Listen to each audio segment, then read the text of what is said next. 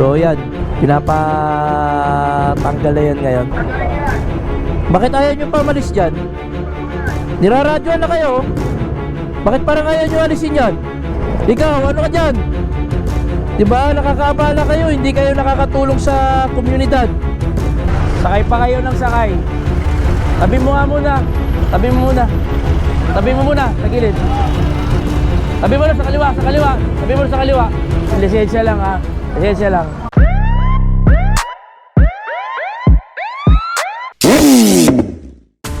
Alright, so meron tayong received complaint dito from concerned citizens.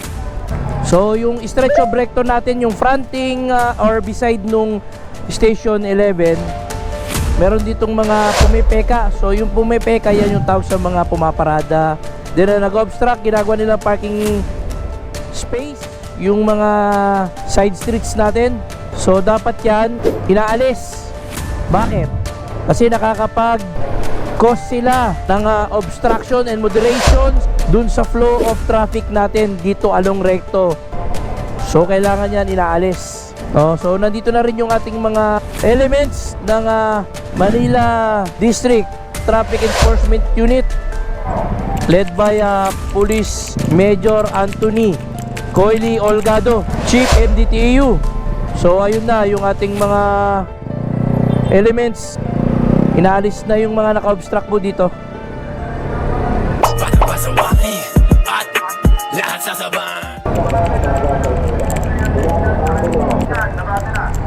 So yan, pinapaalis na sila.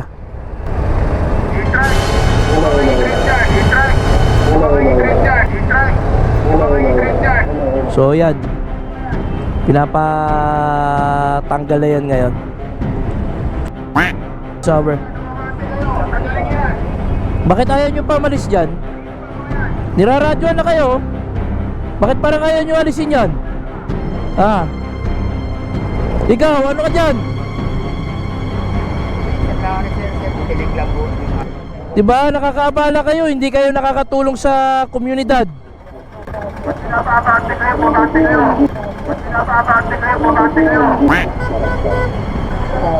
Gusto nyo tinitikitan pa kayo? Ano, natikitan kayo dyan? Papasaway kasi kayo. Sige na, iano nyo na yan, ialis nyo na yan. Ialis nyo na kasi nakaka-obstruction tayo dyan. Okay na? Ayun, natikitan na raw. As you can see guys, natikitan na ng mga tropa yung ano, mga naka-obstruct dito. Kayo sir, ano pa kailangan nyo dyan?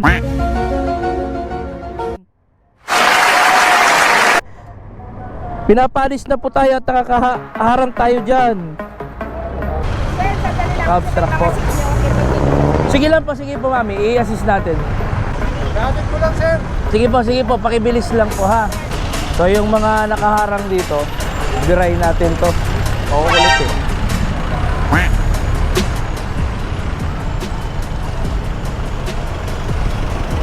Kanina ka pa kita tinitingnan dun ha, naka-record ka sa akin. Sir, naglagay lang ako ng tubig, tsaka nagsika ko ng... Kaya nga, tama ba dyan kayo huminto? Eh, naglagay lang ako ng tubig. Sa dami na nagigib na tubig dito, nagtra-traffic na tayo. Sir, may Ah? naman sir. May complaint na tayo dito, hindi kayo ano, Sige sir. gusto nyo nilalapitan pa kayo.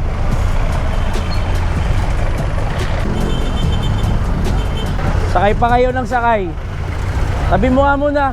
Tabi mo muna. Tabi mo muna sa gilid. Tabi mo na sa kaliwa, sa kaliwa. Tabi mo na sa kaliwa. Kanina pa kita iniintay, kanina ka pa nagpapaantay-antay sa akin ha. Ito ko sa kaliwa. Gusto nyo nilalapitan kayo. Papapansin kayo masyado. Umabo lang yun sir eh. Ha? Umabo lang yung pasero kanina doon sumakay. Kaya nga, kanina ka pa naka-obstruct doon, di ba? Oo nga kasi naglagay lang ako ng tubig. Kaya nga, kanina pa ako nakatingin sa iyo eh. Kanina pa kami naka-monitor sa iyo eh, ha? Kaya sir, hindi naman. Lisensya muna. Kayo, kailangan marunong kayo makiramdam kasi marami nagagalit. Warning mo na lang ako sir. Hindi naman ako. Kung kailan kami lalapit, saka kayo aalis. Diba? Nahihirapan ng tropa sa inyo. Sir, may ticket pa ako na, hindi ko pa natubos.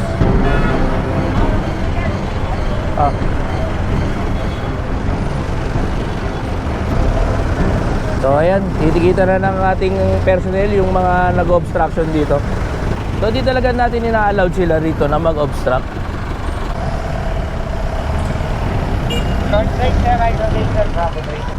Bati na. So meron dito mga nakagilid din ng mga tok-tok. Pero pag isa doon, naka-waiting. Kanina pa yung blue na yon na nasa unahan natin. So lalapitan natin guys. Kanina pa natin yan na minomonitor. As you can see, parang ayaw talaga niyang gumalaw. Binibigyan naman natin sila ng mga ample time kung sakali naglo-loading and unloading sila. Kaya lang talagang ayaw talaga nilang gumalaw. Kita nyo kung kailan tayo aandar tsaka lalapit sila. Sabu tayo. Oh, lisensya lang ha. Lisensya lang. Kanina pa kita ino-obserbahan, ayaw mo gumalaw. Nakiklear. Tama ba dyan kayo kumakain? Kainan ba eating area ba yan? Eating area? Oh, nasa kali tayo. Fast moving tayo dito. Lisensya lang po. Kanina ko pa kayo nakatingin eh. Kanina pa, ayaw nyo pang gumalaw. Ilang ano na ako sa inyo, nakatayo ako. Pino-obserbahan ko lang kayo. Naka-record tayo sir ha. Kanina pa kami nakamonitor sa inyo. Dapat, saglit lang. Huwag nyo gawing, diyan kayo kakain, diyan kayo nagkakarga. Yung isa diyan nagkakarga. Tama ba yan? Buti kung walang nagre-reklamo. Meron pang dalawa ron, oh. Ayun, oh, tingnan mo. Nakahinto. Ginagaya kayo, nagagaya-gayahan kayo eh.